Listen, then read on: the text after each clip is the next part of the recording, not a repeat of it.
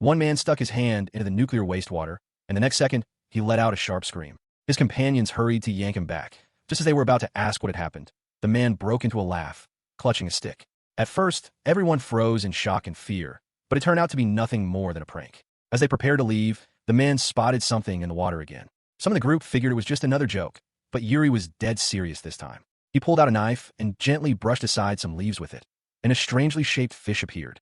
Everyone stared, amazed by its bizarre appearance, curious to know what kind of fish it could be. One of them reached out to touch it, only to barely avoid being bitten.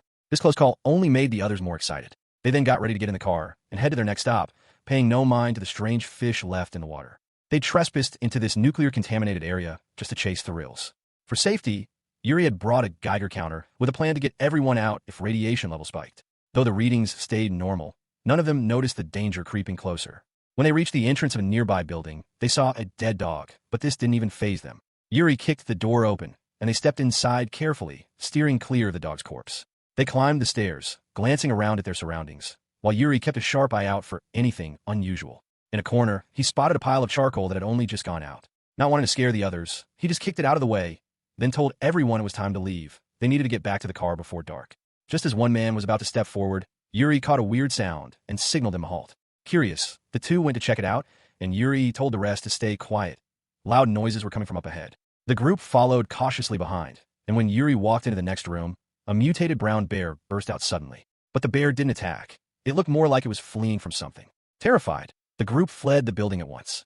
Once outside, they were still gasping for breath, stunned by how intense the adventure had gotten.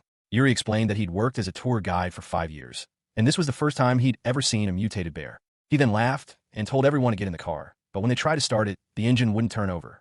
They thought maybe they were out of gas, but they filled the tank before arriving, and the engine itself seemed fine. Yuri popped the hood to check, only to discover that some wires had been chewed through by some creature. Nick asked what kind of animal would chew through electrical wires. Yuri's face darkened, and he tried calling for help. No one picked up. Night fell fast, and tensions flared as the group began bickering and blaming one another. Suddenly, a noise came from outside, setting everyone on edge. Their eyes darted to the window. The sound was eerily like a baby crying. Yuri grabbed his weapon and stepped outside to check, with Nick hurrying after him, anxious.